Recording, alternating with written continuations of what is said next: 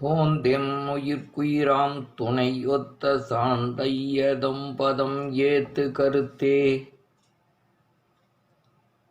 அடிகளார் அவர்களே, ஆன்றோர்களே, அறிஞர் பெருமக்களே, அன்றாடும் உழைக்கும் அனைத்து உழைப்பாள பெருமக்களே, அனைவரையும் வழிபடு தெய்வம் நிற்புறங் காப்ப பழிதீர் செல்வமொடு வழிவழி சிறந்து பொலிமின் என்று தொல்காப்பியர் வாழ்த்தோடு தொடங்குகிறேன்.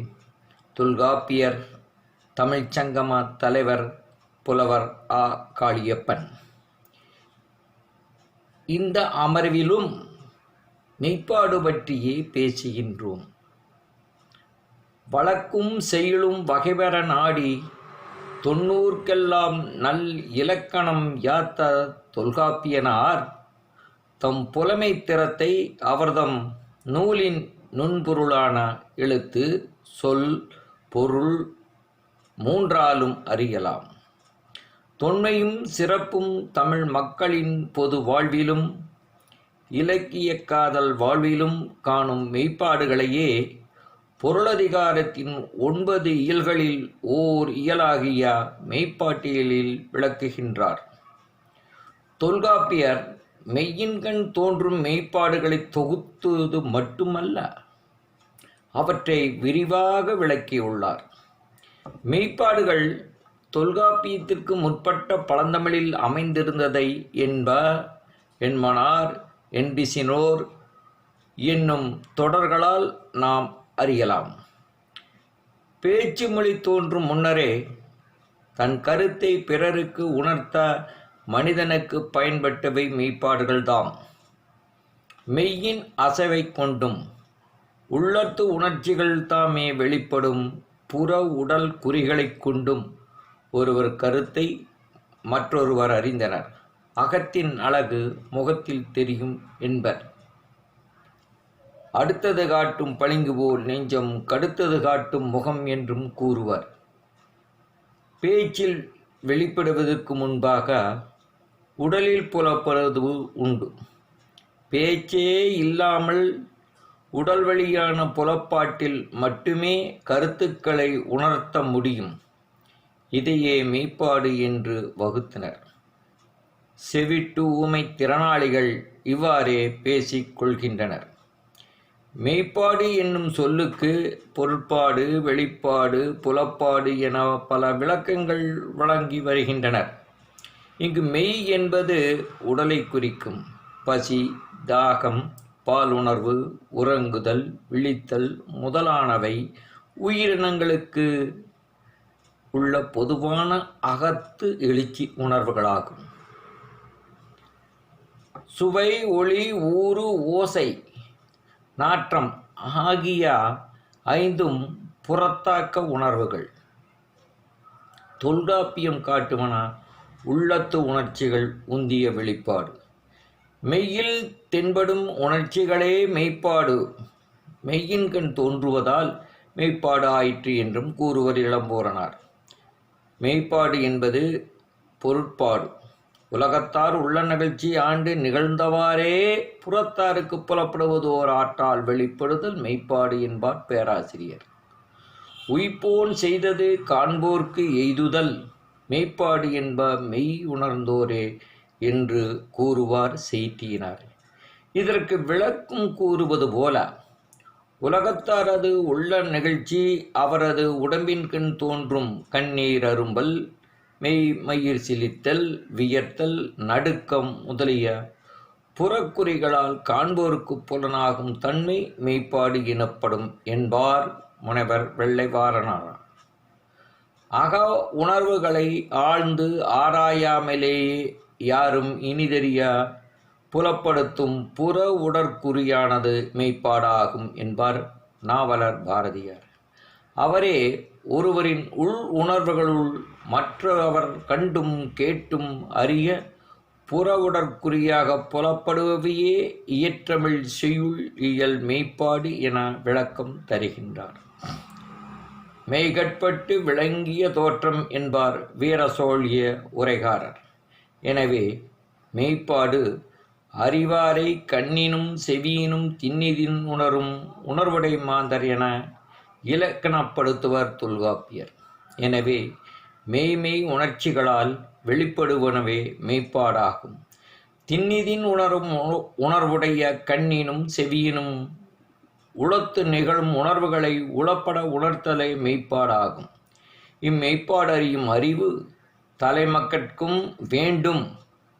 தலைமக்கள் இம்மெய்ப்பாடறியும் அறிவிலர் ஆயின் அக ஒழுக்கங்கள் குன்றி போகும், காதல் கரைந்துவிடும்.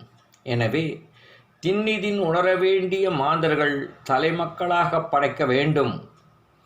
இலக்கிய கற்பிகள் தலைமக்கள் மெய்ப்பாடுகளை உணர்ந்து கொள்ள வேண்டும். மெய்ப்பாடுகளை நன்கு அறிய வேண்டுமெனில் ஐம்பொறிகளின் இயல்பு, அக உணர்வுகள், தோற்றம், உணர்ச்சிகளின் எழுச்சி, அவற்றின் போக்கு, அவை பெறும் புற உடல் தொடர்பு முதலியவற்றை அறிந்தவராக இருத்தல் வேண்டும். இத்தகு மெய்ப்பாட்டினை நாடக வழக்கிற்கும் செய்யுள் வழக்கிற்கும் அங்கமாக கொள்ளுதல் தமிழ் இலக்கண நூல் மரபாகும். இது செய்யுளிலும் வழக்கிலும் பயின்றமையால்தான் தொல்காப்பியத்தில் அகப்பாட்டு உறுப்புக்கள் 34 ஒன்றாக 9வது உறுப்பாக செய்யுளியலில் கூறப்படுகிறது. மெய்ப்பாடுகளை செய்யுள் உறுப்புகளில் ஓர் உறுப்பாக கூறியதோடு அமையாமல் அதற்கென்றே ஓர் இயல் அமைத்து அதன் இயல்பை புலப்படுத்துகிறார் தொல்காப்பியர் என்றால் மெய்ப்பாட்டினுடைய இன்றியமையாமையை நாம் உணரலாம். இவ்விலக்கணம் கூத்திற்கே சிறப்புடையதாக இருந்தாலும் செய்யுள் செய்வார் சுவைபடச் செய்ய வேண்டும். எனவே அதனை செய்யுளில் கூறினார். மேலும் இலக்கியத்தில் காணும் உணர்ச்சிகளை காண்போர் தாமும் பெறச் செய்வதே இதன் நோக்கம்.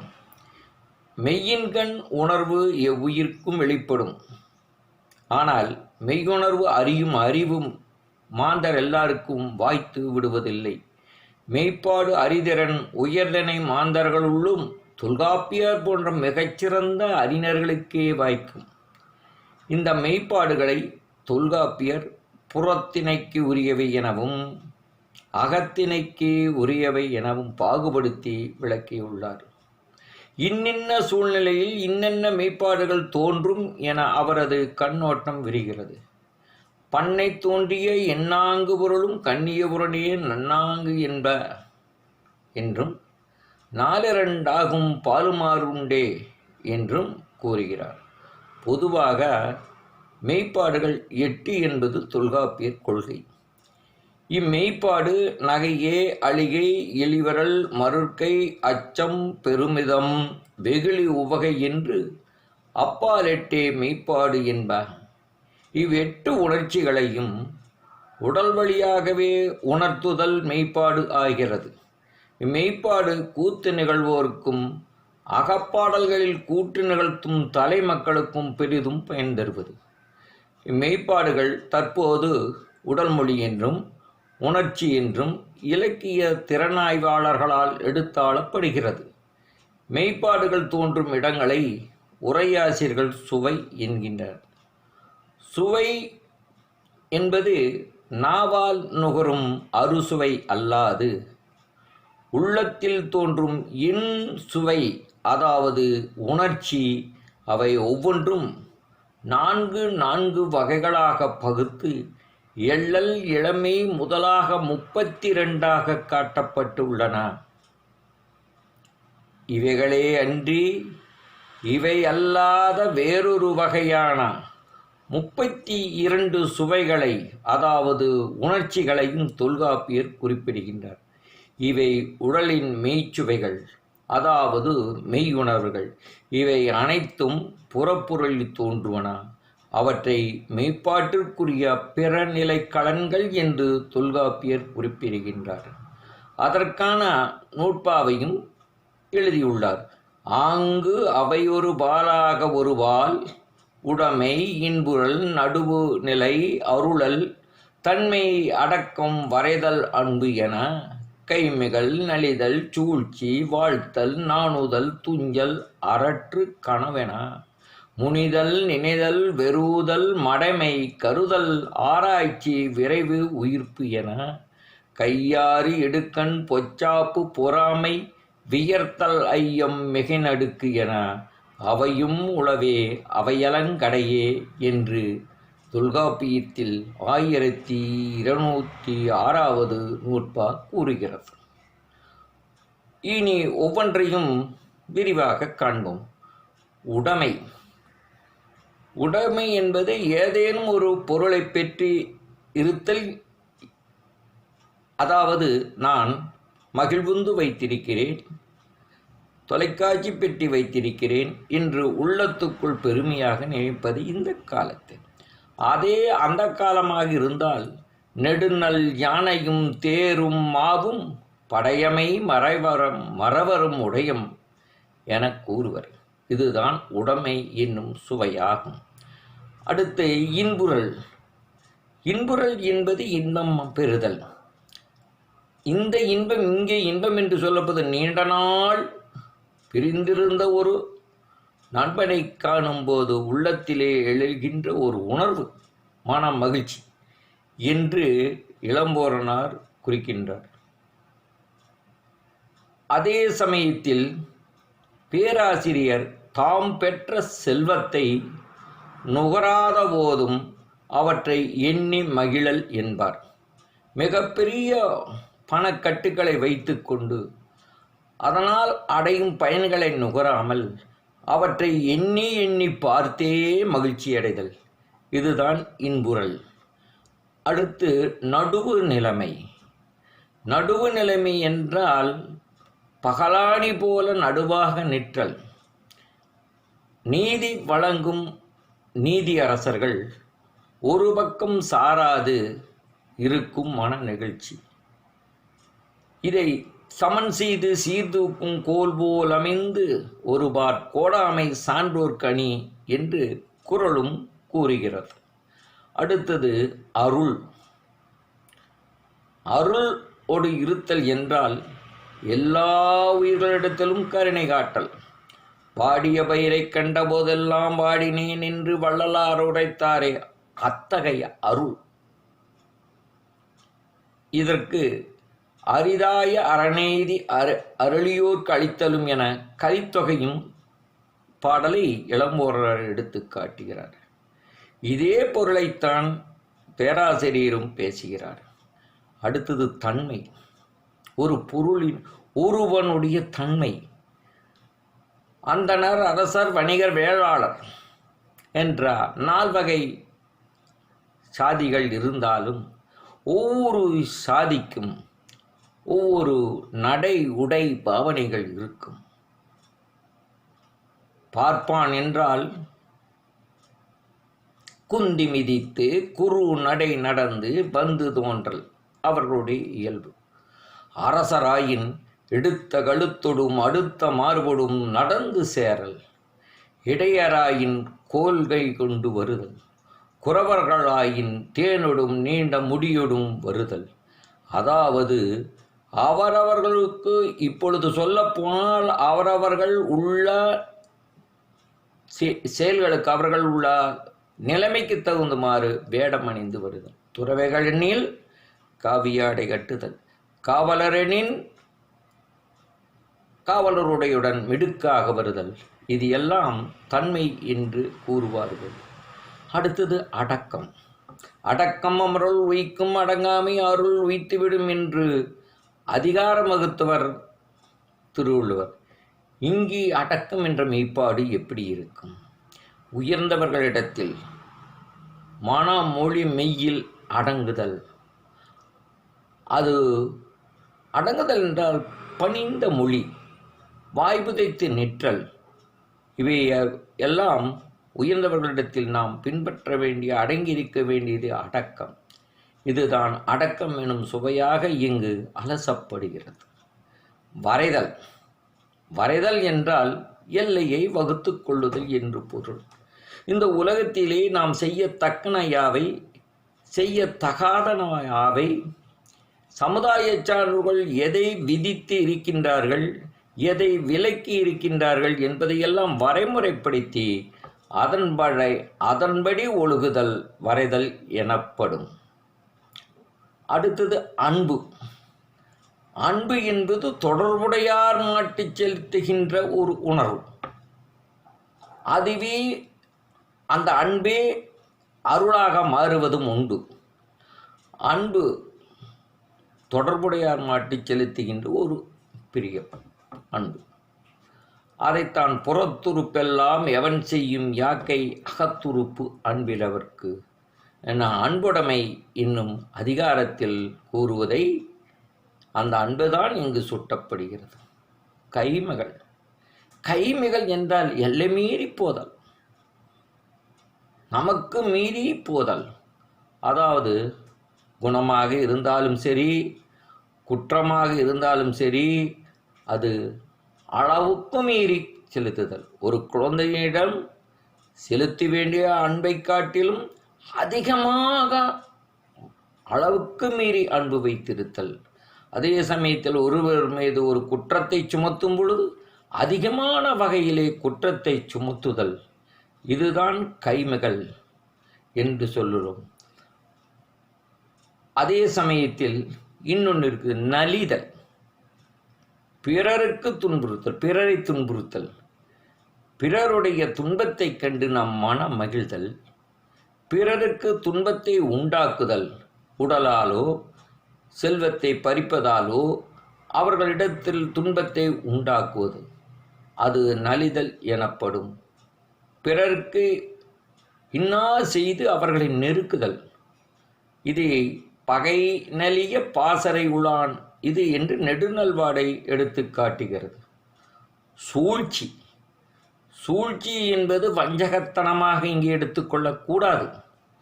சூழ்ச்சி என்பது ஆழ்ந்து எண்ணுதல், மிக நுட்பமான முறையிலே எண்ணுதல் என்று பொருள்.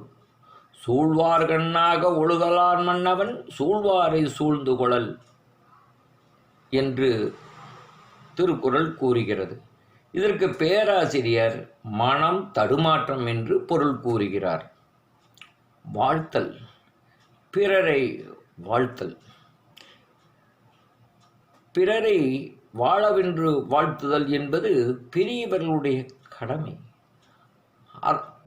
அதனால்தான் நூல்கள் எழுதுவோர்கள் ஆன்றோர்களிடம் வாழ்த்துரை வாங்குவது வழக்கம். வாழியாதன் வாழி, ஐங்குறுநூறில் வரக்கூடிய ஒரு தொடர். இதுதான் வாழ்த்துதல். நாணுதல், தீமைக்கு நாணுதல். இதை செய்தால் தமக்கு பழி வரும், இதனால் நமக்கு கெட்ட பெயர் வரும் என்று எண்ணி அந்த பழிவரக்கூடிய செயல்களை செய்யாமல் இருக்கல் வேண்டும். இதுதான் நாணுதல்.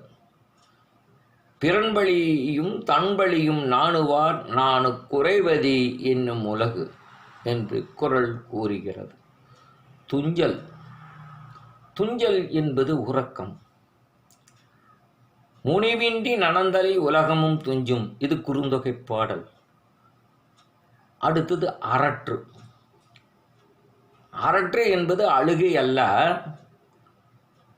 ஆனால் தமக்கு ஏற்பட்ட துன்பத்தை பலவாறாக சொல்லி சொல்லி புலம்புதல், இதுதான் அரற்றுதல். கனவு. தூக்கத்தில் உளறுதல். எல்லோருக்கும் கனவு வருகிறது. அந்த கனவிலே சில காட்சிகளை கண்டு வாயிலே முணுமுணுக்கிறோம். இது ஒரு வகையான சுவைதான். நனவினார் கண்டதும் ஆங்கே கனவுந்தான் கண்ட பொழுதே இனிது, இது குறள். அடுத்தது முனிதல். முனிதல் என்றால் நாம் கோபப்படுதல் என்று கூறுகிறோம் அல்ல. முனிதல் என்பது கருணை காட்டுவதற்கும் வெகுளியாக சினம் கொள்வதற்கும் ஒரு இடைப்பட்டதுதான் முனிதல். பிரியமுடையவர்கள் மீது கோபப்பட்டு கொள்ளுதல், வெறுத்தல். உரையின் முனியும் அவன் செல்லும் ஊரே என்று இலக்கியத்திலே வருகிறது. முனிதல், அதை செய்கின்றவன் தான் முனிவன். சினம் என்றும் இல்லாமல் அருளின் காரணமாக அவர்களது ஆகாத செயல்களைக் கண்டு கோபப்படுதல் என்று எடுத்துக்கொள்ளலாம். நினைத்தல், இழந்து போனதை, கழிந்து போனதை நினைத்து பார்த்தல் என்று சொல்லுவார் இளம்பூரணர். ஆனால் பேராசிரியர் விருப்புடன் நினைத்தல் என்று பொருள் உரைக்கிறார். நாம் சொல்கிறப்பங்க இப்போத்தான் நான் உங்களை நினைச்சேன் அப்படின்னு நாம் சொல்கிறோம்ல, அதுதான் நினைத்தல். நின்னை மிகவும் நினைத்தேன் என்பது உலக வழக்கு. வெறுதல், வெறுதல் என்றால் அச்சப்படுதல் தான். அதாவது சிலர் கரப்பாம்பூச்சியை கண்டு அஞ்சுவாங்க, சிலர் கம்பளி பார்த்தாலும் அஞ்சுவாங்க, சிலர் கம்பளி புழுவில் உண்டாக்கப்பட்டது என்று. விலங்கும் பறவையை கண்டு, ஒரு நாய் வந்து கொண்டிருக்கிறது, அந்த நாய் அங்கே வரும்போதே இங்கேயே நாம் பயந்து கொள்ளுகிறோம், கடித்து விடுமோ என்று அச்சம். சிலர் அந்த நாயை பக்கமே வரமாட்டார்கள். இந்த மாதிரி அஞ்சக்கூடிய செயலில் தான் வெறுதல் என்று சொல்லுகிறோம். மடிமை, சோம்பி இருத்தல், சோம்பலாக இருத்தல். மடிமை சோம்பலாக இருத்தல். குடிமைக்கண் தங்கின தன் உள்நார் அடிமை புகுத்திவிடும். மடிமை குடிமைக்கண் தங்கின் தன் ஒன்னார் கடிமை புகுத்திவிடும். இதுதான் மடிமை. கருதல், கருதல் என்பது ஒரு குறிப்பாக பார்க்காம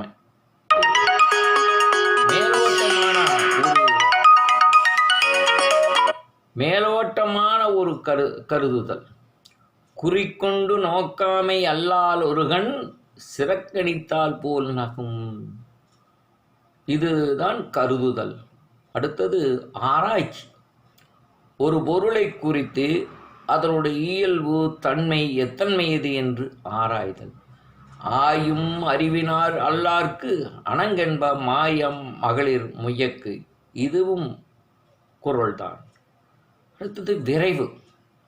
ஒரு காரியத்தை செய்யும் பொழுது இந்த நேரத்தில் அதை முடிக்க வேண்டும் என்று ஒரு கணக்கு இருக்கும், அதற்காக விரைவாக செய்தல். ஒரு காரியத்தை, ஒரு செயலை இந்த நேரத்தில் முடித்து விட வேண்டும் என்ற எண்ணத்தோடு, இல்லை என்றால் அந்த காரியம் கெட்டுவிடும் என்ற எண்ணத்தோடு விரைவாக செய்தல். இதுதான் விரைவு. பழுதூண்டு ஊசியின் விரைந்தென்று மாதோ. இது புறநானூற்று பாடல். உயிர்ப்பு, பெருமூச்சு எடுத்தல்.